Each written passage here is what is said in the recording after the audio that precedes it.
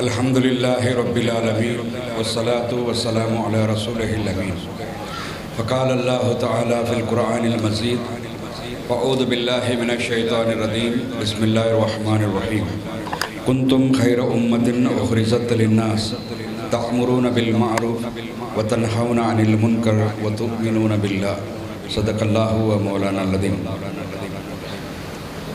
ಜಮಾತೆ ಇಸ್ಲಾಮಿ ಹಿಂದ್ ಸಿಂಧನೂರು ವತಿಯಿಂದ ಬೃಹತ್ ಪ್ರಮಾಣದಲ್ಲಿ ಏರ್ಪಡಿಸಿದಂತಹ ಈ ಸಮಾವೇಶದಲ್ಲಿ ಉಪಸ್ಥಿತರಿರುವಂತಹ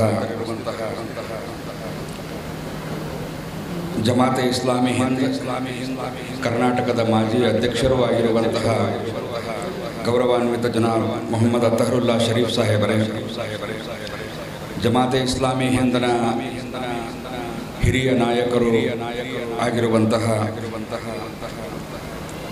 ಜನಾಬ್ ಸೈಯದ್ ಅಬ್ದುಲ್ ಹಸೀಬ್ ಸಾಹೇಬ್ ಹುಬ್ಬಳ್ಳಿಯವರೇ ಹಾಗೂ ವೇದಿಕೆಯ ಮೇಲಿರುವಂತಹ ದ್ವಿಜಿಲ್ಲಾ ಸಂಚಾಲಕರಾದಂತಹ ಮೌಲಾನಾ ಅನ್ವರ್ ಪಾಷಾ ಉಮ್ರಿಯವರೇ,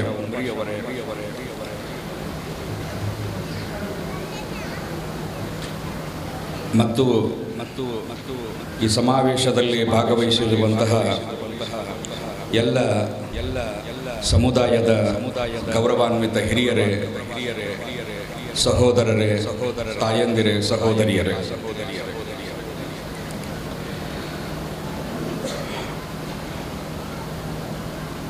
ಇದೀಗ ನಮ್ಮ ಆತ್ಮೀಯರಾದಂತಹ ಬಾಬರ್ ಸಾಬ್ ಅವರು ಬಹಳ ಅದ್ಭುತವಾದಂತಹ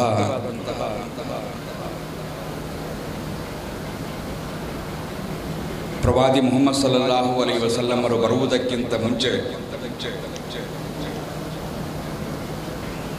ಅರೇಬಿಯಾದ ಆ ಅಜ್ಞಾನದ ಒಂದು ಘಟನೆಯನ್ನು ಹೆಣ್ಣನ್ನು ಸಹಿಸದೇ ಇರುವಂತಹ ಮತ್ತು ಅದು ಹುಟ್ಟಿದ ತಕ್ಷಣ ಜೀವಂತ ಹೂಳುವಂತಹ ನಿರ್ದಾಕ್ಷಿಣ್ಯವಾಗಿ ಅದನ್ನು ಪದ್ಯದ ಶೈಲಿಯಲ್ಲಿ ಬಹಳ ಸುಂದರವಾಗಿ ಅವರಲ್ಲಿ ಆ ಕಲೆ ಇದೆ. ಅದು ದೈವದತ್ತವಾದಂತಹ ಕಲೆ. ಅದು ನಮ್ಮನ್ನೆಲ್ಲ ಭಾವುಕಗೊಳಿಸಿತು, ನಮ್ಮ ಹೃದಯ ನಡುಗುವಂತೆ, ನಿರೀಕ್ಷಿಸದಿದ್ದರೂ ಕಣ್ಣಿನಲ್ಲಿ ಕಂಬನಿ ಬರುವಂತೆ ಮಾಡಿತು. ಕೆಡುಕುಗಳ ಸಾಮ್ರಾಜ್ಯ ಅಲ್ಲಿ ಒಳಿತಿನ ಅಗತ್ಯ ಇತ್ತು. ಪ್ರವಾದಿ ಮುಹಮ್ಮದ್ ಸಲ್ಲಲ್ಲಾಹು ಅಲೈಹಿ ವಸಲ್ಲಮರ ಆಗಮನ ಆಯಿತು. ಈ ಜಗತ್ತಿನಲ್ಲಿ ಹುಟ್ಟಿದ ಪ್ರತಿಯೊಂದು ವಸ್ತು ಒಂದು ವಿಶೇಷವಾದ ಗುರುತಿನೊಂದಿಗೆ ಅದು ತನ್ನ ಪರಿಚಯ ಮಾಡಿಕೊಂಡಿದೆ. ಈ ಸುಗಂಧ ಏನಿದೆ ಅದರ ಗುರುತು ಏನು ಅಂತ ಹೇಳಿದರೆ ಪರಿಮಳವನ್ನು ಕೊಡುವುದು.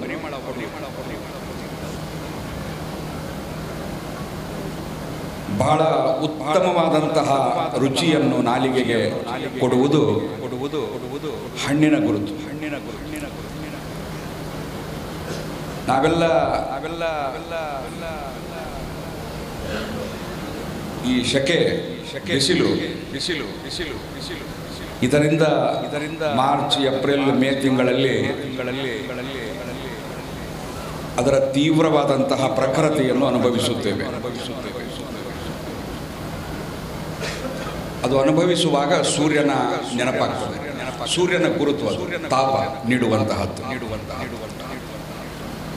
ಚಂದ್ರನ ಗುರುತು ತಂಪನ್ನು ಎರೆಯುವುದು. ಹಾಗೆ ಈ ಜಗತ್ತಿನಲ್ಲಿ ನನ್ನ ಮತ್ತು ನಿಮ್ಮ ಒಬ್ಬ ಮುಸಲ್ಮಾನನ ಗುರುತು ಖೈರ್ ಅಂದರೆ ಒಳಿತು. ಒಬ್ಬ ಮುಸ್ಲಿಮನನ್ನು ನೋಡಿದ ತಕ್ಷಣ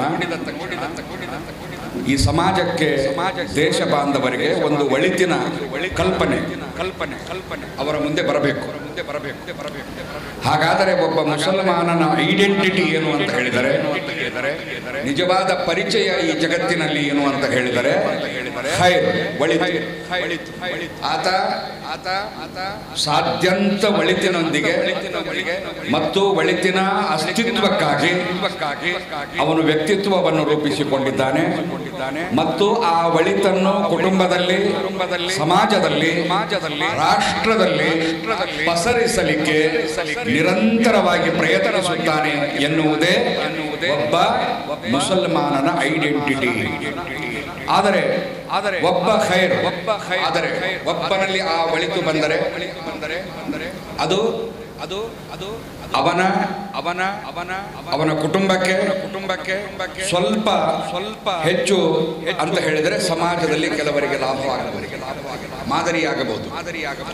ಆದರೆ ಇಲ್ಲಿ ಪವಿತ್ರ ಕುರ್ಆನ್ ಹೇಳುತ್ತದೆ, ಆ ಒಳಿತಿನ ಒಂದು ಸಮುದಾಯವೇ ಅಸ್ತಿತ್ವಕ್ಕೆ ಬರಬೇಕು. ನನ್ನನ್ನು ನಿಮ್ಮನ್ನು ಒಳಗೊಂಡಿರುವಂತಹ ಈ ಮುಸ್ಲಿಂ ಸಮುದಾಯ, ಇದಕ್ಕೆ ಕುರ್ಆನ್ ಬಹಳ ಅತ್ಯುತ್ತಮವಾದಂತಹ ಬಿರುದಿನಿಂದ ಅದು ಕರೆದಿದೆ. ಉಮ್ಮತಂ ವಸತ, ಸುಮಧ್ಯ ಸಮುದಾಯ.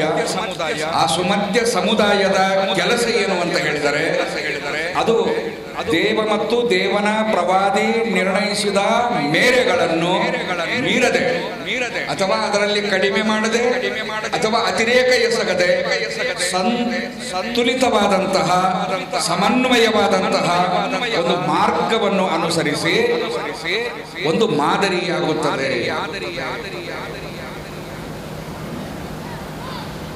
ಆ ರೀತಿ ಒಳಿತಿನಿಂದ ಕೂಡಿದಂತಹ ಒಂದು ಸಮುದಾಯ ಖೈರೆ ಉಮ್ಮತ್, ಅದು ಅಲ್ಲಾಹನು ಕೊಟ್ಟಂತಹ ಈ ಸಮುದಾಯಕ್ಕಿರುವಂತಹ ವಿಶೇಷವಾದ ಬಿರುದು. ಅದರ ಕೆಲಸ ಏನು ಅಂತ ಹೇಳಿದರೆ ಮತ್ತು ಯಾಕಾಗಿ ಈ ಸಮುದಾಯಕ್ಕೆ ಆ ಬಿರುದನ್ನು ಪ್ರದಾನ ಮಾಡಲಾಯಿತು ಅಂತ ಹೇಳಿದರೆ ಕೆಲವು ವೈಶಿಷ್ಟ್ಯಗಳಿವೆ ನಿಮ್ಮಲ್ಲಿ. ಆ ವೈಶಿಷ್ಟ್ಯಗಳ ಪೈಕಿ ಅತ್ಯಂತ ಪ್ರಧಾನವಾದಂತಹ ಒಂದು ವೈಶಿಷ್ಟ್ಯ ಏನು ಅಂತ ಹೇಳಿದರೆ, ಬಹಳ ಶ್ರೇಷ್ಠವಾದಂತಹ ಒಂದು ವೈಶಿಷ್ಟ್ಯ ಏನು ಅಂತ ಹೇಳಿದರೆ, ನೀವು ಏಕದೇವ ವಿಶ್ವಾಸಿಗಳಾಗಿದ್ದೀರಿ. ಈ ಜಗತ್ತಿನ ಅತ್ಯಂತ ಶ್ರೇಷ್ಠವಾದ ಒಳಿತು ಮತ್ತು ಅದಕ್ಕಿಂತ ಮಿಗಿಲಾದ ಶ್ರೇಷ್ಠತೆ ಬೇರೆ ಯಾವುದೂ ಇಲ್ಲ. ಅದು ಯಾವುದು ಅಂತ ಹೇಳಿದರೆ, ಮನುಷ್ಯ ತನ್ನ ಸೃಷ್ಟಿಕರ್ತನೊಬ್ಬನನ್ನು ಅರಿತು ಅವನ ಮೇಲೆ ಮಾತ್ರ ವಿಶ್ವಾಸವಿಟ್ಟು ಬದುಕುವಂತಹ ಏಕ ದೇವೋಪಾಸಕನಾಗುವುದು ಅದು ವಿಶೇಷವಾದಂತಹ ಒಳಿತದು. ಆ ಒಳಿತಿನಿಂದ ಕೂಡಿದಂತಹ ವ್ಯಕ್ತಿ, ಹಲವಾರು ವ್ಯಕ್ತಿ, ನೂರಾರು ಸಹಸ್ರಾರು ಲಕ್ಷಗಟ್ಟಲೆ ಇರುವಂತಹ ವ್ಯಕ್ತಿಗಳ ಒಂದು ಸಮೂಹ ಅಸ್ತಿತ್ವಕ್ಕೆ ತರಲಾಗಿದೆ. ಕಾರಣ ಈ ಸಮಾಜದಲ್ಲಿ ನಿರಂತರವಾಗಿ ವ್ಯಾಪಕವಾಗಿ ಹರಡುತ್ತಿರುವಂತಹ ಶಿರ್ಕನ್ನು ತಡೆಗಟ್ಟಲಿಕ್ಕಾಗಿ ದೇವ ಸಹಭಾಗಿತ್ವದ ಬಗ್ಗೆ ಜನರಲ್ಲಿ ಅದರ ಭಯಾನಕವಾದಂತಹ ಪರಿಣಾಮವನ್ನು ಅವರ ಮುಂದಿಟ್ಟು ಆ ಕೆಡುಕಿನಿಂದ ರಕ್ಷಿಸುವಂತಹದ್ದು. ಪ್ರವಾದಿ ಮುಹಮ್ಮದ್ ಸಲ್ಲಲ್ಲಾಹು ಅಲೈಹಿ ವಸಲ್ಲಂ ಈ ಭೂಮಿಯ ಮೇಲೆ ದೇವನ ಪ್ರವಾದಿಯಾಗಿ ನಿಯುಕ್ತರಾದಾಗ ಅವರು ಹೇಳ್ತಾರೆ, ನನ್ನನ್ನು ಅನುಗ್ರಹದೊಂದಿಗೆ ಕಳುಹಿಸಲಾಗಿದೆ. ನನ್ನನ್ನು ಮನುಷ್ಯರನ್ನು ವಿಗ್ರಹ ಆರಾಧನೆಯಿಂದ, ಬಹುದೇವತ್ವದಿಂದ ಹೊರತಂದು ಆನಂತರ ಅವರಲ್ಲಿರುವಂತಹ ಎಲ್ಲಾ ರೀತಿಯ ಅನಾಚಾರಗಳಿಂದ, ಅತ್ಯಾಚಾರಗಳಿಂದ ಅವರನ್ನು ಹೊರತಂದು ಒಂದು ಸುಂದರವಾದಂತಹ ದೇವನು ಬಯಸಿದಂತಹ ಒಂದು ಉತ್ತಮ ಸಾಮ್ರಾಜ್ಯದ ನಿರ್ಮಾಣಕ್ಕಾಗಿ ಆತನು ಕಳುಹಿಸಿದಂತಹ ಮಾನವ ಕಲ್ಯಾಣದ ಧರ್ಮವನ್ನು ಸಂಸ್ಥಾಪಿಸಲಿಕ್ಕಾಗಿ ನಾನು ನಿಯೋಜಿತಗೊಂಡಿದ್ದೇನೆ. ಯಾರಾದರೂ ಈ ಕೆಲಸದಲ್ಲಿ ನನ್ನ ಸಹಾಯಕ್ಕಾಗಿ ನೀವು ನಿಲ್ಲುತ್ತೀರಾ ಅಂತ ಕೇಳ್ತಾರೆ ಪ್ರವಾದಿಗಳು. ಆ ನಿಟ್ಟಿನಲ್ಲಿ ಒಂದು ಸಮೂಹ, ಒಂದು ಸಮುದಾಯದ ಅಗತ್ಯ ಇದೆ. ಸಮಾಜದಲ್ಲಿ ಹರಡಿರುವಂತಹ ಆ ಕೆಡುಕುಗಳನ್ನು ನೀಗಿಸಲಿಕ್ಕಾಗಿ ಕುಂತುಂ ಖೈರ ಉಮ್ಮತಿನ್ ಉಖ್ರಿಜತ್ ಲಿನ್ನಾಸ್, ಸಮಸ್ತ ಮಾನವರೊಳಗಿಂದ ನಿಮ್ಮನ್ನು ಆಯ್ಕೆ ಮಾಡಿಕೊಳ್ಳಲಾಗಿದೆ. ನಿಮಗಿಂತ ಸಂಖ್ಯೆಯಲ್ಲಿ, ನಿಮಗಿಂತ ಜ್ಞಾನದಲ್ಲಿ ಬಹಳಷ್ಟು ಮುಂದುವರಿದ ಜನಾಂಗಗಳಿದ್ದರೂ ಕೂಡ ಈ ಕಾರ್ಯಕ್ಕಾಗಿ ಯಾವ ಕಾರ್ಯ 1,20,000 1,74,000 ಪ್ರವಾದಿಗಳು ಅಥವಾ ಒಂದು ವರದಿಯ ಪ್ರಕಾರ 1,80,000 ಪ್ರವಾದಿಗಳು ಈ ಜಗತ್ತಿನಲ್ಲಿ ಬಂದು ಮಾಡಿದರೋ ಆ ಕೆಲಸವನ್ನು ನೀವು ಮುಂದುವರಿಸಿಕೊಂಡು ಹೋಗಲಿಕ್ಕಾಗಿ ಒಂದು ಉಮ್ಮತ್, ಒಂದು ಸಮುದಾಯ ಅದು ಖೈರ್, ಒಳಿತಿನಿಂದ ಕೂಡಿದಂತಹ, ಒಳಿತನ್ನೇ ತನ್ನ ಉಸಿರಾಗಿರಿಸಿಕೊಂಡಿರುವಂತಹ ಮತ್ತು ಆ ಒಳಿತನ್ನು ಸಮಾಜದಲ್ಲಿ ಹರಡುವಂತಹ ಕೆಲಸ ಮಾಡಬೇಕು. ಇದು ನನ್ನ ಮತ್ತು ನಿಮ್ಮ ಗುರುತು ಈ ಜಗತ್ತಿನಲ್ಲಿ. ಇದರೊಂದಿಗೆ ನಾವು ಗುರುತಿಸಿಕೊಳ್ಳಬೇಕಾದದ್ದು. ಆದರೆ ದುರ್ದೈವ ಇವತ್ತು ನಾವು ನೋಡ್ತಾ ಇದ್ದೇವೆ, ಅಲ್ಲಾಹನು ನೀಡಿದಂತಹ ಈ ಮಹಾನ್ ಕೊಡುಗೆಯನ್ನು ಮರೆತು ನಾವು ಕೂಡ ಇತರರಂತೆ ಬದುಕ್ತಾ ಇದ್ದೇವೆ.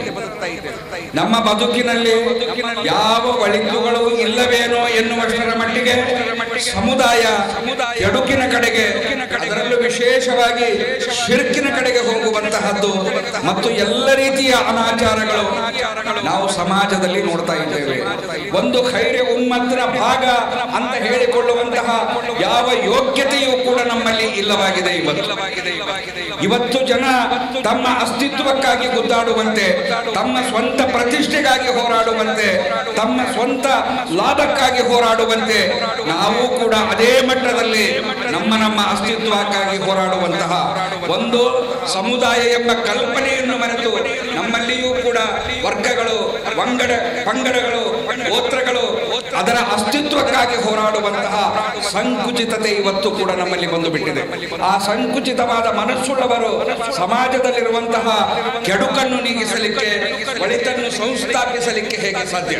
ಅದಕ್ಕೆ ಪ್ರವಾದಿಗಳು ಹೇಳಿದ್ದು, ನನ್ನನ್ನು ಮಾನವ ಕುಲದ ಕಲ್ಯಾಣಕ್ಕಾಗಿ, ಮಾನವ ಕುಲದ ಪ್ರತಿಯೊಬ್ಬ ಮನುಷ್ಯನನ್ನು ನರಕಾಗ್ನಿಯಿಂದ ರಕ್ಷಿಸಲಿಕ್ಕಾಗಿ ನಿಯುಕ್ತಗೊಳಿಸಲಾಗಿದೆ.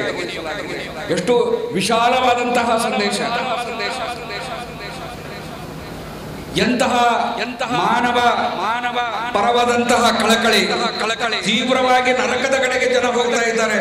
ಕೆಡುಕಿಗೆ ಆಕರ್ಷಿತರಾಗಿ ಕೆಡುಕಿನ ಬಲೆಯೊಳಗೆ ಬಿದ್ದು ಎದ್ದೇಳಲು ಸಾಧ್ಯವಾಗದಷ್ಟರ ಮಟ್ಟಿಗೆ ಅವರು ಹೂತು ಹೋಗಿದ್ದಾರೆ. ನನ್ನ ಕೆಲಸ ಏನು ಅಂತ ಹೇಳಿದರೆ, ಆ ಪೈಕಿ ಪ್ರತಿಯೊಬ್ಬನನ್ನು ಹಿಡಿದು ಆ ನರಕಾಗ್ನಿಯಿಂದ ರಕ್ಷಿಸುವಂತಹ ಕೆಲಸ. ಆ ಕೆಲಸದಲ್ಲಿ ನನ್ನ ಸಹಾಯಕ್ಕಾಗಿ ಯಾರಿದ್ದೀರಿ ಅಂತ ಕೇಳ್ತಾರೆ ಪ್ರವಾದಿಗಳು. ಅಂದರೆ ನಾವೆಲ್ಲ ಇವತ್ತು ಅವರ ಅನುಯಾಯಿಗಳು ಅಂತ ಬಹಳ ಅಭಿಮಾನದಿಂದ ಹೇಳಿಕೊಳ್ತೇವೆ. ನಾವು ಅವರ ಹೆಸರು ಎತ್ತಿದ ತಕ್ಷಣ ಬಹಳ ಗೌರವದಿಂದ ಸ್ಪಂದಿಸುತ್ತೇವೆ, ಸೂಚಿಸುತ್ತೇವೆ. ಯಾಕೆ ಅಂತ ಹೇಳಿದರೆ, ಆ ಮಹಾನ್ ಪ್ರವಾದಿಯ ಉಮ್ಮತಿಗಳು ಅಂತ. ಆ ಪ್ರವಾದಿಯ ಮೇಲಿನ ನಿಮ್ಮ ಪ್ರೀತಿ ನಿಜವೇ ಆಗಿದ್ದರೆ, ಲಾ ಯುಮಿನು ಅಹದುಕುಂ ಹತ್ತಾ ಅನ್ ಯಕೂನ ಅಹಬ್ಬ ಇಲೈಹಿ ಮಿನ್ ವಾಲಿದಿಹಿ ವ ವಲದಿಹಿ ವನ್ನಾಸಿ ಅಜ್ಮೈನ್. ಆ ನಿಮ್ಮ ಪ್ರೇಮದಲ್ಲಿ ನಿಷ್ಠೆ ಮತ್ತು ಪ್ರಾಮಾಣಿಕತೆ ಇದ್ದರೆ, ನಾನು ನನ್ನ ಪ್ರವಾದಿಯನ್ನು ಮನದ ಅಂತರಾಳದಿಂದ ಪ್ರೀತಿಸುತ್ತೇನೆ ಅಂತ ಹೇಳಿದರೆ, ಆ ಪ್ರೀತಿಯ ನಿಜವಾದ ಬೇಡಿಕೆ ಏನು ಅಂತ ಹೇಳಿದರೆ, ಈ ಜಗತ್ತಿನ ಎಲ್ಲ ವಸ್ತುಗಳಿಗಿಂತ ಮಿಗಿಲಾಗಿ ನೀನು ಪ್ರವಾದಿಯನ್ನು ಪ್ರೀತಿಸಬೇಕು. ಆ ಪ್ರೀತಿಯ ಬೇಡಿಕೆ ಏನು ಅಂತ ಹೇಳಿದರೆ, ಮನುಷ್ಯರಿಗೆ ಒಳಿತಿನ ಕಡೆಗೆ ಆಹ್ವಾನಿಸಬೇಕು ಮತ್ತು ಅವರನ್ನು ಕೆಡುಕಿನಿಂದ ರಕ್ಷಿಸಬೇಕು ಎನ್ನುವಂತಹದ್ದು. ಒಬ್ಬ ಮುಸಲ್ಮಾನನು ಮುಂಜಾನೆ ಎದ್ದ ತಕ್ಷಣ ತನ್ನ ಫಲದ ಬಗ್ಗೆ ಚಿಂತಿಸುತ್ತಾ, ತನ್ನ ಕಾರ್ಯ, ಉದ್ಯೋಗ, ಕಚೇರಿಯ ಬಗ್ಗೆ, ತನ್ನ ದುಡಿಮೆ, ಸಂಪಾದನೆ, ಕುಟುಂಬದ ಬಗ್ಗೆ ಚಿಂತಿಸುತ್ತಾ ಎದ್ದೇಳುತ್ತಾನೆ. ಆದರೆ ಪ್ರವಾದಿಗಳ ಕಾಲದಲ್ಲಿ ಕಟ್ಟಿದಂತಹ, ಪ್ರವಾದಿಗಳ ಕಾಲದಲ್ಲಿ ತರಬೇತಿ ಪಡೆದಂತಹ ಸಹಾಬಗಳನ್ನು ನಾವು ನೋಡ್ತೇವೆ. ಅವರು ಬೆಳಗ್ಗೆ ಎದ್ದ ತಕ್ಷಣ ಈ ಸಮಾಜದಲ್ಲಿ ಇವತ್ತು ಯಾವ ಒಳಿತನ್ನು ಹರಡಬೇಕು ಮತ್ತು ಸಮಾಜದಲ್ಲಿ ಹರಡಿರುವಂತಹ ಯಾವ ಕೆಡುಕನ್ನು ಗುರುತಿಸಿ ಅದರ ಅಳಿವಿಗಾಗಿ ನಾನು ಪ್ರಯತ್ನಿಸಬೇಕು ಎನ್ನುವಂತಹ ತುಡಿತದೊಂದಿಗೆ ನಿದ್ದೆಯಿಂದ ಎಚ್ಚೇಳುತ್ತಿದ್ದರು. ಮತ್ತು ನಿರಂತರ ತಮ್ಮ ಹಣ, ತಮ್ಮ ಸಮಯ, ತಮ್ಮ ಸಾಮರ್ಥ್ಯ, ಎಲ್ಲ ಪ್ರತಿಭೆಗಳನ್ನು, ಯಾರನ್ನು ನಮ್ಮ ಪೂರ್ವಿಕರು ಅಂತ ನಾವು ಬಹಳ ಗೌರವದಿಂದ ಇವತ್ತು ಸ್ಮರಿಸುತ್ತೇವೆ, ಅವರ ಘಟನೆಗಳನ್ನು, ಅತ್ಯಂತ ಹೃದಯ ಸ್ಪರ್ಶಿಯಾದಂತಹ ಘಟನೆಗಳನ್ನು ಮನಸಾರೆ ನಾವು ಆಲಿಸುತ್ತೇವೆ. ಅವರ ಒಂದಂಶವಾದರೂ ಕೂಡ ನಮ್ಮ ಬದುಕಿನಲ್ಲಿ ಅಳವಡಿಸಿಕೊಳ್ಳಲಿಕ್ಕೆ ನಮಗೆ ಸಾಧ್ಯವಾಗಲಿಲ್ಲ. ಮೌಲಾನಾ ಅತಹರುಲ್ಲಾ ಶರೀಫ್ ಸಾಹೇಬರು ಹೇಳುತ್ತಿದ್ದರು, ಈ ವೇದಿಕೆ, ಭಾಷಣ, ಉಪನ್ಯಾಸ, ಪ್ರವಚನಗಳು ಮನುಷ್ಯರ ಮನಸ್ಸು ವಿಚಾರಗಳನ್ನು ಬದಲಿಸಲಿಕ್ಕೆ ಸಹಾಯಕವಾಗ್ತದೆ ಹೊರತು, ಆದರೆ ಇದನ್ನು ನಿಜ ಜೀವನದಲ್ಲಿ ಅಳವಡಿಸಿಕೊಂಡಾಗ, ಹಾಗೆ ನಾನು ಮತ್ತು ನೀವು ಈ ಸಮುದಾಯದ ಪ್ರತಿಯೊಬ್ಬ ವ್ಯಕ್ತಿ ಶತಮಾನಗಳಿಂದ ಆಲಿಸುತ್ತಲೇ ಬಂದಿದ್ದಾನೆ. ಆದರೆ ಅನುಸರಿಸುವಂತಹ ಪ್ರಶ್ನೆ ಬಂದಾಗ ಮತ್ತೆ ನಾವು ನಮ್ಮ ಸ್ವಾರ್ಥಕ್ಕೆ ಅಂಟಿಕೊಳ್ಳುತ್ತೇವೆ, ಮತ್ತೆ ನಾವು ನಮ್ಮದೇ ಆದಂತಹ ಸಂಕುಚಿತವಾದ ಸೀಮೆಗೆ ಒಳಪಡುತ್ತೇವೆ. ಯಾಕೆ? ನಮ್ಮಲ್ಲಿ ಆ ಹೃದಯ ವೈಶಾಲ್ಯತೆ, ಆ ಪ್ರವಾದಿಯ ಮಾನವೀಯ ಬೋಧನೆ, ಆ ಪ್ರವಾದಿಯ ತುಡಿತ, ಮನುಷ್ಯನನ್ನು ನರಕದಿಂದ ರಕ್ಷಿಸಬೇಕು ಎನ್ನುವಂತಹ ಕಲ್ಪನೆ. ಪ್ರವಾದಿಗಳು ಒಮ್ಮೆ ಆಯಿಷಾರ ಮಡಿಲಲ್ಲಿ ತಲೆ ಇಟ್ಟು ಮಲಗಿದ್ದಾರೆ. ಮೈ ಕೆಂಡವಾಗಿತ್ತು, ಬಿಸಿಯಿಂದ ಸುಡುತ್ತಿತ್ತು, ಮಾತನಾಡಲಿಕ್ಕೂ ಕೂಡ ಕಂಠದಿಂದ ಧ್ವನಿ ಶಬ್ದಗಳು ಹೊರಬರುತ್ತಿರಲಿಲ್ಲ. ಅಸಹಾಯಕ ಸ್ಥಿತಿಯಲ್ಲಿ ಮಲಗಿದಾಗ ಒಬ್ಬರು ಬಂದು ಹೇಳುತ್ತಾರೆ, ಪ್ರವಾದಿಗಳೇ, ಇಂತಹ ಒಂದು ಸ್ಥಳದಲ್ಲಿ ಒಂದು ಯಾತ್ರಾ ತಂಡ ಬಂದು ತಲುಪಿದೆ. ಆಗ ಪ್ರವಾದಿಗಳು ದಿಗ್ಗನೆ ಎದ್ದು ಕುಳಿತುಕೊಳ್ಳುತ್ತಾರೆ. ಪತ್ನಿಯರು ಗಾಬರಿಯಾಗುತ್ತಾರೆ, ಸಹಾಬಗಳು ಚಕಿತರಾಗುತ್ತಾರೆ. ತಮಗೆ ಎದ್ದೇಳಲಿಕ್ಕೂ ಕುಳಿತುಕೊಳ್ಳಲಿಕ್ಕೂ ಶಕ್ತಿ ಇಲ್ಲ, ಮೈ ಕೆಂಡವಾಗಿದೆ, ಯಾಕೆ ಎದ್ದು ಕುಳಿತಿರಿ ಅಂತ ಕೇಳಿದಾಗ ಪ್ರವಾದಿಗಳು ಹೇಳುತ್ತಾರೆ, ಒಂದು ಯಾತ್ರಾ ತಂಡ ಬಂದಿದೆ ಎಂಬ ಸುದ್ದಿ ನನಗೆ ತಲುಪಿತು. ಆ ತಂಡದ ಬಳಿ ಹೋಗಿ ನಾನು ಆ ದೇವನ ಖೈರಿನ, ಒಳಿತಿನ, ಕಲ್ಯಾಣದ ನರಕಾಗ್ನಿಯಿಂದ ಅವರನ್ನು ರಕ್ಷಿಸುವಂತಹ ಸಂದೇಶವನ್ನು ಮುಂದಿಡಬೇಕು. ಆಗ ಪತ್ನಿಯರು, ಸಹಾಬಗಳು ಕೇಳ್ತಾರೆ, ಇಂತಹ ಸ್ಥಿತಿಯಲ್ಲಿ, ಹೌದು, ಬೆಳಗ್ಗೆ ಹೋದರೆ ಆಗುವುದಿಲ್ಲವೇ? ಬೆಳಗಾಗುವುದರೊಳಗೆ ಆ ಯಾತ್ರಾ ತಂಡ ಅಲ್ಲಿಂದ ನಿರ್ಗಮಿಸಬಹುದು, ಅಥವಾ ಬೆಳಗಾಗುವುದರೊಳಗೆ ನಾನು ದೇವನನ್ನು ಸೇರಬಹುದು. ಹಾಗಾದರೆ ಆ ಯಾತ್ರಾ ತಂಡ ದೇವನ ಸಂದೇಶದಿಂದ, ಸತ್ಯದ ದರ್ಶನದಿಂದ ವಂಚಿತವಾಗುತ್ತದೆ. ಅದಕ್ಕಾಗಿ ನಾನು ನಾಳೆ ದೇವನ ನ್ಯಾಯಾಲಯದಲ್ಲಿ ಪ್ರಶ್ನಿಸಲ್ಪಡಲಿಕ್ಕಿದ್ದೇನೆ ಎನ್ನುವಂತಹ ಆ ತುಡಿತ ಪ್ರತಿಯೊಬ್ಬ ಮುಸಲ್ಮಾನನ ತುಡಿತ ಆಗಬೇಕು. ಆ ತುಡಿತ ಪ್ರತಿಯೊಬ್ಬ ಮೋಮಿನ್, ಸತ್ಯವಿಶ್ವಾಸಿ ಅಂತ ಹೇಳಿಕೊಳ್ಳುವ, ಈ ಖೈರೆ ಉಮ್ಮತ್ತಿನ ಭಾಗ ಅಂತ ಹೇಳಿಕೊಳ್ಳುವ ಪ್ರತಿಯೊಬ್ಬ ಮುಸಲ್ಮಾನನ ದಿನಚರಿಯಾಗಬೇಕು, ಮಾದರಿಯಾಗಬೇಕು. ಆ ಕಳಕಳಿ ಇವತ್ತು ನಮ್ಮಲ್ಲಿದೆಯೇ? ಒಂದು ಸ್ಪಷ್ಟವಾದ ಸಂದೇಶ, ಸ್ಪಷ್ಟವಾದ ಪ್ರಕಾಶ, ಇದನ್ನಿಟ್ಟುಕೊಂಡು ನಾವು ಇವತ್ತು ಅದನ್ನು ಕೈ ಹಿಡಿಯಲಿಕ್ಕೆ, ಭದ್ರವಾಗಿ ಹಿಡಿದುಕೊಳ್ಳಲಿಕ್ಕೆ, ಬದುಕಿನಲ್ಲಿ ಅಳವಡಿಸಿಕೊಳ್ಳಲಿಕ್ಕೆ ಸಾಧ್ಯವಾಗುತ್ತಿಲ್ಲ. ಸಮಾಜದಲ್ಲಿ ಹರಡಿರುವಂತಹ ನಿತ್ಯ ನೂರಾರು ಕಡುಕುಗಳಿಗೆ ಜನ್ಮ ನೀಡುವಂತಹ ಈ ಕಾಲಘಟ್ಟದಲ್ಲೂ ಕೂಡ ನಾವು ನೆಮ್ಮದಿಯಿಂದ ಬದುಕುತ್ತಿದ್ದೇವೆ. ಯಾಕೆ ಅಂತ ಹೇಳಿದರೆ, ನನಗೆ ನೆಮ್ಮದಿ ಇದೆ. ನಾವು ಕೇವಲ ಆರಾಧನೆಗಳಿಂದ ಮಾತ್ರ ತೃಪ್ತಿ ಪಡೆದುಕೊಂಡು ದೇಶದ ಜನತೆ, ಸಮಾಜ ಎಷ್ಟೇ ಹಾಳಾಗಿ ಹೋಗಲಿ, ನಾನಂತೂ ನೇರ ಮಾರ್ಗದಲ್ಲಿದ್ದೇನೆ, ನನಗೆ ಸತ್ಯದ ದರ್ಶನವಾಗಿದೆ, ಮಸೀದಿಯಿಂದ ಮನೆಗೆ, ಮನೆಯಿಂದ ಮಸೀದಿಗೆ, ಬಹಳೆಂದರೆ ದೇವನು ಕಡ್ಡಾಯಗೊಳಿಸಿದ ಎಲ್ಲ ಆರಾಧನೆಗಳನ್ನು ಚಾಚು ತಪ್ಪದೆ ಮಾಡಿ ನಾನು ಮಾತ್ರ ಪಾರಾಗಬಹುದು ಎನ್ನುವಂತಹ ಅಧಾರ್ಮಿಕವಾದಂತಹ ಕಲ್ಪನೆ ನಮ್ಮನ್ನು ಸುತ್ತಿಕೊಂಡಿದೆ. ಆ ಭ್ರಮೆಯಲ್ಲಿ ನಮ್ಮನ್ನು ಇಡಲಾಗಿದೆ. ಆದರೆ ಅದು ಒಬ್ಬ ನಿಜವಾದ ಮುಸ್ಲಿಮನ, ಒಬ್ಬ ದಾಯಿ, ಒಬ್ಬ ಖೈರೆ ಉಮ್ಮತ್ತಿನಲ್ಲಿರುವಂತಹ ಮನುಷ್ಯನ ಲಕ್ಷಣ ಅಲ್ಲ. ಮನೆಯಿಂದ ಹೊರಗೆ, ಮಸೀದಿಯಿಂದ ಹೊರಗೆ ಏನೆಲ್ಲ ಕೆಡುಕುಗಳು ನಡೀತಾ ಇದೆ, ಅದರ ಹೊಣೆಗಾರಿಕೆ ಅವನ ಮೇಲಿದೆ. ಅದನ್ನು ನೀಗಿಸಲಿಕ್ಕಾಗಿ ಅವನು ಎಷ್ಟು ಸಮಯ, ಎಷ್ಟು ದುಡ್ಡು, ಎಷ್ಟು ತನ್ನ ಪ್ರತಿಭೆ, ಸಂಘಟಿತ ಹೋರಾಟವನ್ನು ಹಚ್ಚಿದ ಎನ್ನುವುದನ್ನು ನಾಳೆ ದೇವನ ನ್ಯಾಯಾಲಯದಲ್ಲಿ ಲೆಕ್ಕ ಕೊಡಬೇಕು. ಇವತ್ತು ಸಮಾಜದಲ್ಲಿ ಜಾತಿವಾದ ತಾಂಡವವಾಡುತ್ತಿದೆ. ನಮ್ಮ ಬಳಿ ಕಲ್ಯಾಣದ ಸಂದೇಶವಿದೆ. ಜಾತಿವಾದವನ್ನು ನಿರ್ಮೂಲನೆ ಮಾಡುವಂತಹ, ಮಾನವತಾವಾದವನ್ನು ಸ್ಥಾಪಿಸುವಂತಹ ಒಂದು ಅದ್ಭುತವಾದ ಸಂದೇಶ ನಮ್ಮ ಬಳಿ ಇದೆ. ಆದರೆ ಎಂದು ನಾವು ಮಸೀದಿಯಿಂದ ಬೀದಿಗಿಳಿದು ಎಲ್ಲರೂ ಒಗ್ಗಟ್ಟಾಗಿ ಆ ಕೋಮುವಾದದ ವಿರುದ್ಧ ಸಮಸ್ತ ಜನತೆ ಒಂದಾಗಿ ಅದನ್ನು ಹಣಿಯಲಿಕ್ಕಾಗಿ, ಅದರ ನಿರ್ಮೂಲನೆಗಾಗಿ ನಾವು ಪಣತೊಡಲಿಲ್ಲ. ಆದರೆ ಬೇರೆ ಜನ, ಯಾರ ಬಳಿ ಮಾರ್ಗದರ್ಶನ ಇಲ್ಲವೋ, ಯಾರಿಗೆ ಸನ್ಮಾರ್ಗ ಪ್ರಾಪ್ತಿಯಾಗಿಲ್ಲವೋ, ಯಾರಿಗೆ ದೇವರ ಸಂದೇಶ ಈ ತನಕ ತಲುಪಿಲ್ಲವೋ, ಅವರೆಲ್ಲ ಒಂದಾಗಿ ಕೋಮುವಾದದ ವಿರುದ್ಧ ಹೋರಾಡುತ್ತಿದ್ದಾರೆ. ನಾವು ಮಾಡಬೇಕಾದ ಕೆಲಸ ಬೇರೆ ಜನ ಮಾಡ್ತಾ ಇದ್ದಾರೆ. ಕನಿಷ್ಠ ಅವರಿಗೆ ಬೆಂಬಲ ಕೊಡುವಂತಹ ಪ್ರಜ್ಞೆ ಕೂಡ ಇವತ್ತು ನಾವು ಕಳೆದುಕೊಂಡಿದ್ದೇವೆ. ಮದ್ಯಪಾನದ ವಿರುದ್ಧ ನಾವು ಹೋರಾಡಬೇಕಾಗಿತ್ತು.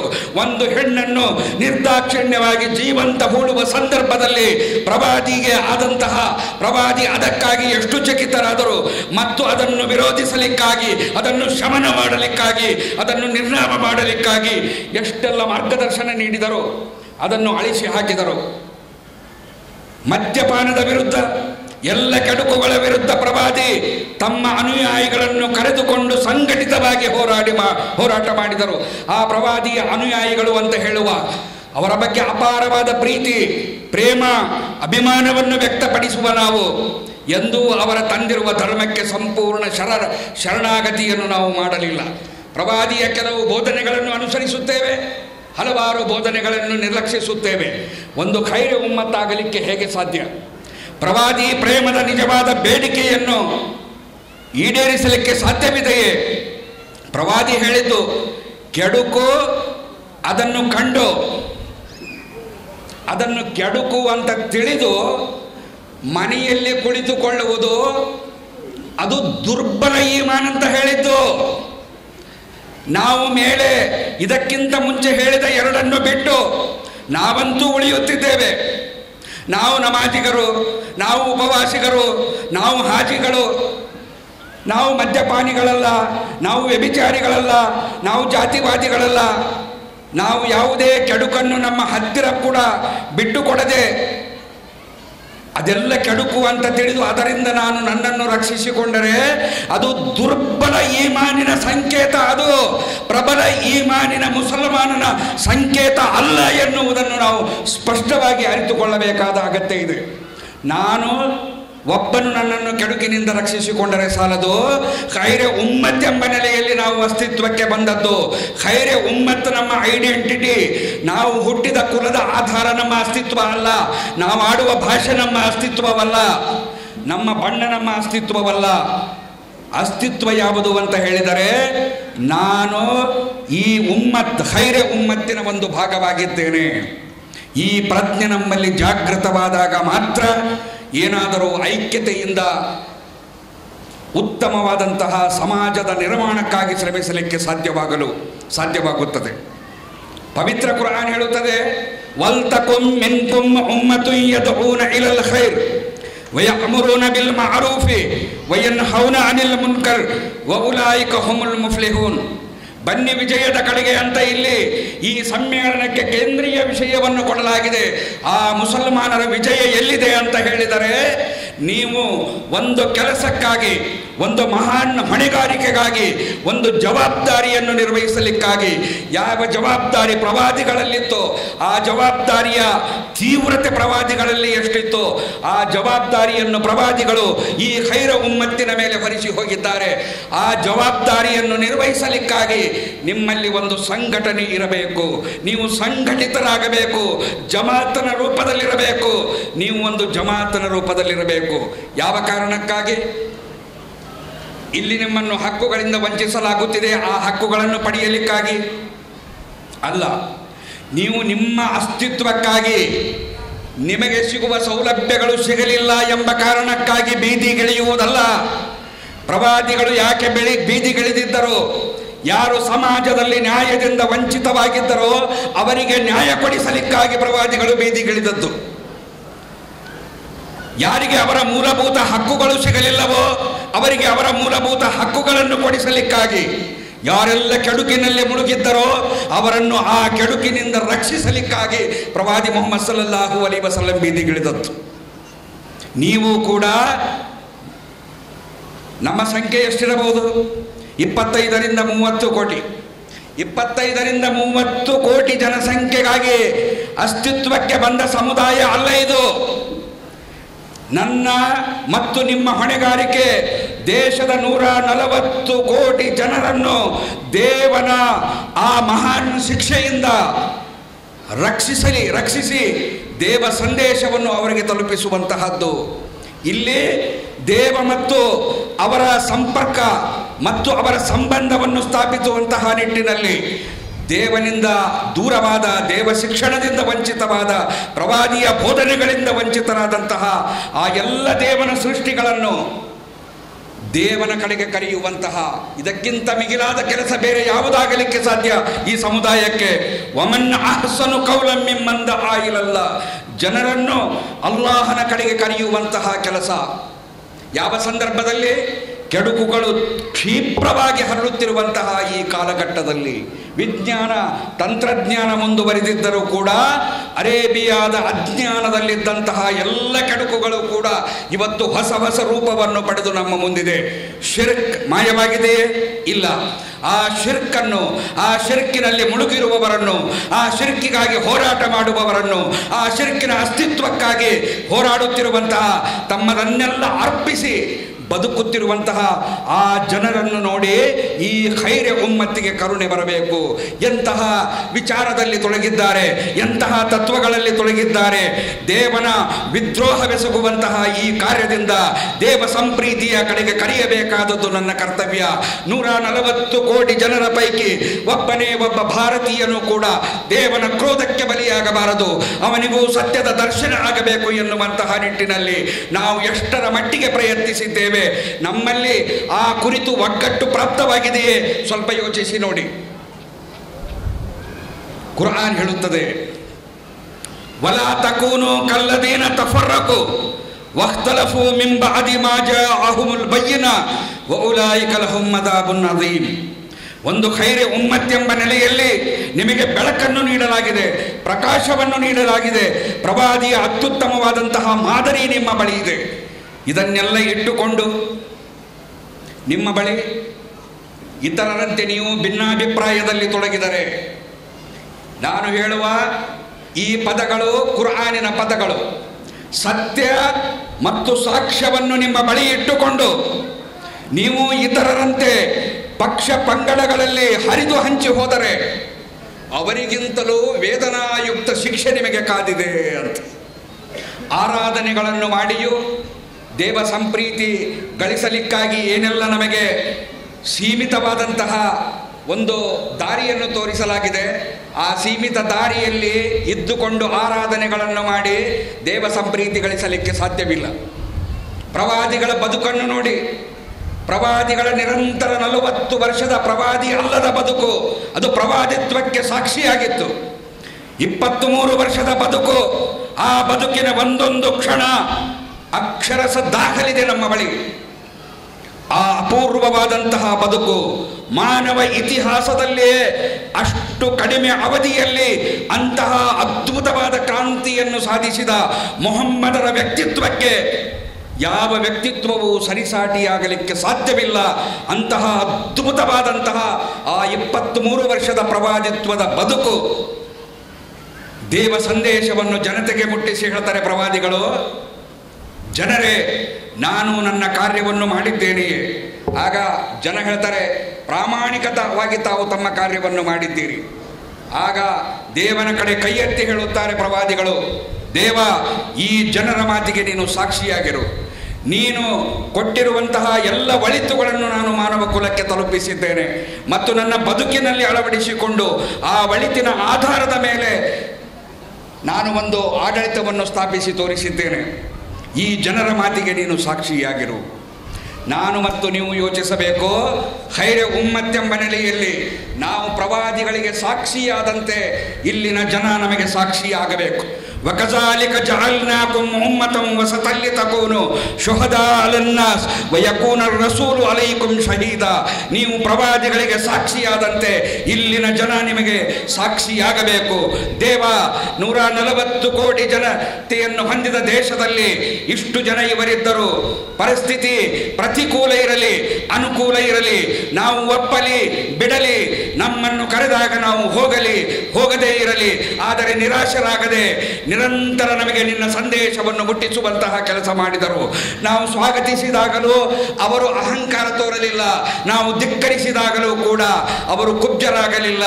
ನಾವು ಹಿಂಸೆ, ಹೊಡೆತ, ಬಡೆತ, ಅವರನ್ನು ಅಪನಂಬಿಕೆ, ಸಂಶಯ ಈ ಎಲ್ಲವುಗಳಿಂದ ನೋಡಿದೆವು. ಆದರೂ ಕೂಡ ಧೃತಿಗೆಡದೆ ನಿನ್ನ ಸಂದೇಶವನ್ನು ಈ ಜನ ಮುಟ್ಟಿಸಿದರು ಅಂತ ಹೇಳಿದಾಗ ಮಾತ್ರ ನನಗೂ ಮತ್ತು ನಿಮಗೂ ಮುಕ್ತಿ ಸಿಗಲಿಕ್ಕೆ ಸಾಧ್ಯ. ಈ ಸತ್ಯವನ್ನು ಅರಿತು ಆ ಸತ್ಯದ ಸಂದೇಶವನ್ನು ಮುಟ್ಟಿಸುವಂತಹ ನಿಟ್ಟಿನಲ್ಲಿ ನಾವೆಲ್ಲ ಒಂದಾಗಬೇಕು ಎನ್ನುವಂತಹ ವಿಚಾರಗಳನ್ನು ಈ ಸಂದರ್ಭದಲ್ಲಿಡುತ್ತಾ, ನಾವೆಲ್ಲ ಯಾವುದೇ ವರ್ಗಕ್ಕೆ, ಪಂಗಡಕ್ಕೆ ಮತ್ತು ಧಾರ್ಮಿಕವಾಗಿ ಮಾಡುವಂತಹ ಸಂಘಟನೆಗಳ ಜೊತೆ ಗುರುತಿಸಿಕೊಂಡಿದ್ದರೂ ಕೂಡ ಅದ್ಭುತವಾದ ಕೆಲಸ ಅದನ್ನು ನಾವೆಲ್ಲ ಕೂಡಿ ಮಾಡಬೇಕು ಎನ್ನುವಂತಹದ್ದು ಆ ಪ್ರಜ್ಞೆ ದೇವರು ನಮಗೆಲ್ಲ ನೀಡಲಿ. ಕುರ್ಆನ್ ಮತ್ತು ಪ್ರವಾದಿಯ ಆಶಯದಂತೆ ಬದುಕುವ ಸದ್ಬುದ್ಧಿ ಸನ್ಮನಸ್ಸನ್ನು ಆ ದೇವನು ನಮ್ಮೆಲ್ಲರಿಗೂ ನೀಡಲಿ ಅಂತ ಹೇಳುತ್ತಾ, ನಾನೊಬ್ಬ ಅಹ್ಲೆ ಹದೀಸ್ನವನು, ನಾನೊಬ್ಬ ಜಮಾತೆ ಇಸ್ಲಾಮಿಯವನು, ನಾನೊಬ್ಬ ತಬಲೀಗ್ ಜಮಾತನವನು, ನಾನೊಬ್ಬ ಅಹ್ಲೆ ಸುನ್ನತುಲ್ ಜಮಾತನವನು ಅಂತ ಹೇಳಲಿಕ್ಕೆ ಇಲ್ಲಿ ಯಾರಿಗೂ ಅಡ್ಡಿ ಇಲ್ಲ, ತಕರಾರುಗಳಿಲ್ಲ. ಆದರೆ ಈ ಎಲ್ಲರೂ ಕೂಡಿ ಮಾಡುವಂತಹ ಒಂದು ಕೆಲಸ, ಅದು ಖೈರ್ಯ ಉಮ್ಮತ್ ಎಂಬ ನೆಲೆಯಲ್ಲಿ ಒಳಿತಿನ ಸಂಸ್ಥಾಪನೆ, ಕೆಡುಕಿನ ನಿರ್ಮೂಲನೆ. ಈ ದೇಶದ ಪ್ರತಿಯೊಂದು ಕೆಡುಕಿನ ಬಗ್ಗೆ ದೇವನು ನಮ್ಮನ್ನು ಪ್ರಶ್ನಿಸಲಿಕ್ಕಿದ್ದಾನೆ. ಇಲ್ಲಿ ಆಳುವವರನ್ನು ಪ್ರಶ್ನಿಸುತ್ತಾನೋ ಇಲ್ಲವೋ ನನಗೆ ಗೊತ್ತಿಲ್ಲ, ಆದರೆ ಇಲ್ಲಿರುವ ಪ್ರತಿಯೊಂದು ಕೆಡುಕಿನ ಬಗ್ಗೆ ದೇವನು ನನ್ನನ್ನು ಪ್ರಶ್ನಿಸಲಿಕ್ಕಿದ್ದಾನೆ. ಖೈರ ಉಮ್ಮತ್ ಎಂಬ ನೆಲೆಯಲ್ಲಿ ನಿನಗೆ ಅಲ್ಲಿ ಸ್ಥಾನ ನೀಡಿದ್ದೆ, ಅಲ್ಲಿ ಖೈರ್ ಇರಲಿಲ್ಲ, ಕೆಡುಕುಗಳೇ ತಾಂಡವ ಮಾಡುತ್ತಿದ್ದವು, ನೀನು ಏನು ಮಾಡಿದೆ ಅಂತ ಹೇಳಿದಾಗ ನಮಗೆ ದೇವನ ಬಳಿ ಉತ್ತರ ಕೊಡಲಿಕ್ಕೆ ಸಾಧ್ಯವಾಗಬೇಕು. ಆದ್ದರಿಂದ ಆ ನಿಟ್ಟಿನಲ್ಲಿ ದೇಶದಲ್ಲಿ ಒಂದು ಕಾನೂನಿದೆ, ಆ ಸಂವಿಧಾನಾತ್ಮಕ ಚೌಕಟ್ಟಿನಲ್ಲಿ ಒಗ್ಗೂಡಿ ಬೀದಿಗಿಳಿದು ಕೋಮುವಾದದ ವಿರುದ್ಧ, ಮದ್ಯಪಾನದ ವಿರುದ್ಧ, ಸ್ವಜನ ಪಕ್ಷಪಾತದ ವಿರುದ್ಧ ಮತ್ತು ರಾಜಕಾರಣದಲ್ಲಿ ಇವತ್ತು ಹಾಸು ಹೊಕ್ಕಾಗಿರುವಂತಹ ಅರಾಜಕತೆ ಮತ್ತು ಅದರ ಪ್ರಭಾವದಿಂದ ಮಾನವ ಕುಲ ನಲುಗುತ್ತಿರುವುದನ್ನು ನಾವೆಲ್ಲ ನೋಡ್ತಾ ಇದ್ದೇವೆ. ಭ್ರಷ್ಟಾಚಾರ ವ್ಯಾಪಕವಾಗ್ತಾ ಇದೆ.